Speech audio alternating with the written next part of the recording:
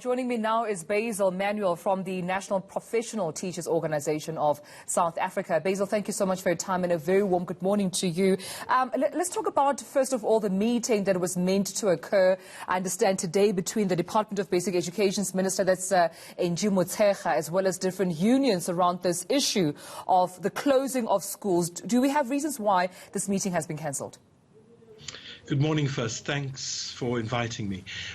Yes, we simply just received a letter to say that the meeting has been postponed until further notice, and because the minister is still consulting with various stakeholders. Now, we would like to believe that we are an important stakeholder and that the unions are certainly a major stakeholder. So we expect that we will be consulted sooner rather than later, and hopefully sooner, because this is a serious matter.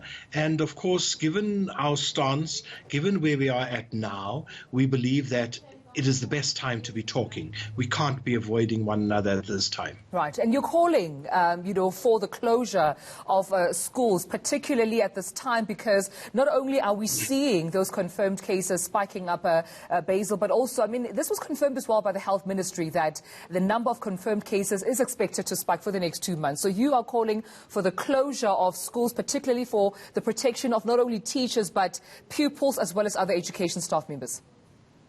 Absolutely. Look, we are following the very same things that you have just mentioned. In addition to that, the World Health Organization has issued a statement that says that schools should not reopen during the time when community transmissions are at their highest. And we are going through that right now. But there's even more to it than that. The mental health and the physical health of our teachers is not where it should be. And if the mental health is not where it should be, what do you think the quality of learning and teaching is like? And given all these things, the President's statement that we are now entering a storm, the storm is upon us. We are saying to the Minister, this is the time to read the signs of the times. Let us look at the situation at hand and let's make calm and very, very logical decisions in the best interest of all those that we serve. Now, I know that science will also tell us that children are not the most infectious, or that they don't get infected the easiest.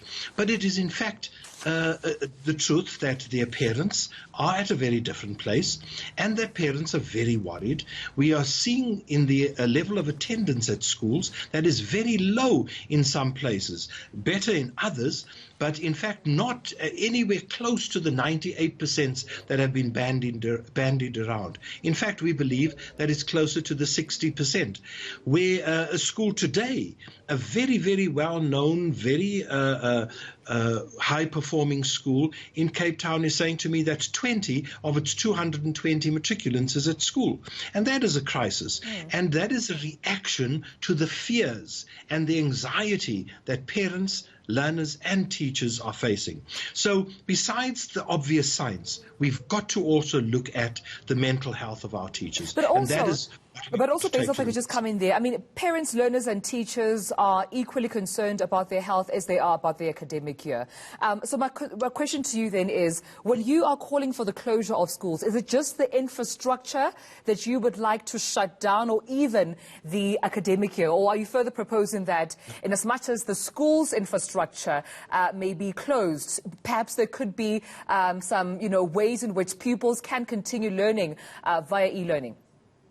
I need to be emphatic about this. NAPTOSA has never advocated for the summary closure of schools, and neither have we subscribed to the view that we must save the academic year. We have said we must save learning.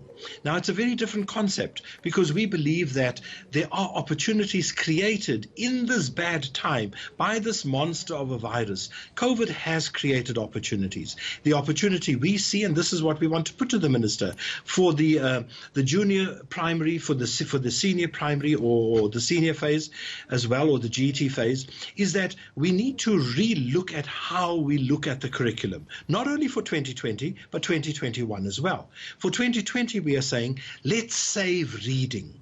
Let's save writing.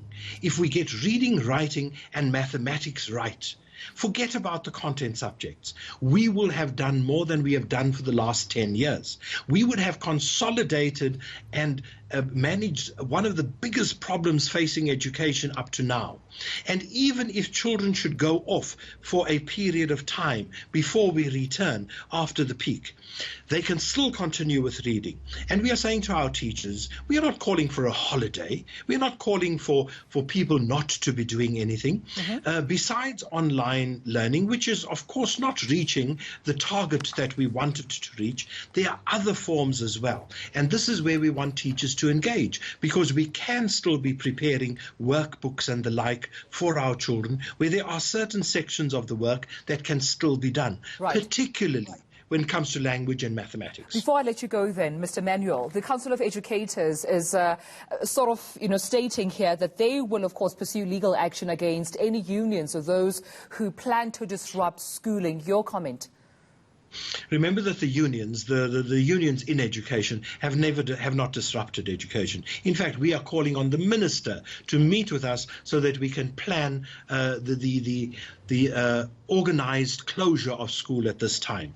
I'm sure the reference is to all the other unplanned closures where it's just randomly happening. And of course it was allowed to happen. So the action that they want to take now seems a little bit late in the day after this has been going on for a long time. But that is their business. But the unions are certainly not part of that closure and randomized pressure that is not organized. We speak to the minister and we have supported the minister in a lot, but we also expect that the minister now be logical and support what we are saying is the time to review. When you talk about the random and unorganized closures of schools, are you referring to COSAS's actions? We've seen some of, COSAS members around the country saying they will physically go to school and shut down schools if, of course, the Department of Basic Education does not heed the call to close schools immediately. Well, I'm not talking specifically about COSAS. I'm talking about many, many places where there have been parent groups.